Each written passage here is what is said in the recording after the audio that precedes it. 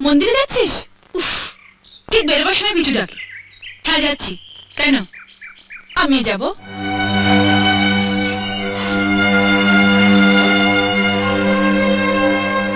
এইভাবে যাবে? এই পোশাকে? লোকে ভাববে চৌধুরী বাড়ির বউ আর ঝি যাচ্ছে। মানে আমার এই শাড়িটার দাম 2000 টাকা, আর তুমি এরকম একটা সস্তা শাড়ি পরে মন্দিরে যাবে, তাও আবার আমার সাথে? তোমার মান সম্মান না থাকতে পারে, কিন্তু আমার আছে। ও এই কথা। তুই দাঁড়া, আমি এক্ষুনি শাড়িটা বদলে আছি। এটা ধর।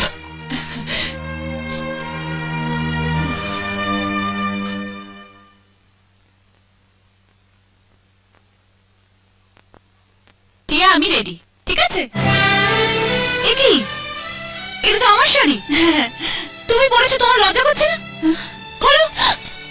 দামি শাড়ি পরার যখন অতই শখ, নিজের বরকে বলো না কিনে দিতে। সেগুলো তো নেই। দেখে দি কোথাকার। কি বলছিস তুই টিয়া?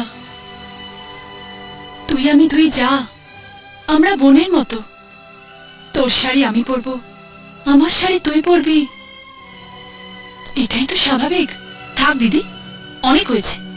আবার না বলে বসো তোমার বরকে আমি রাখবো, আমার বরকে তুমি রাখবে, সেটাও স্বাভাবিক। টিয়া, কি আবার চোখ রাঙানো?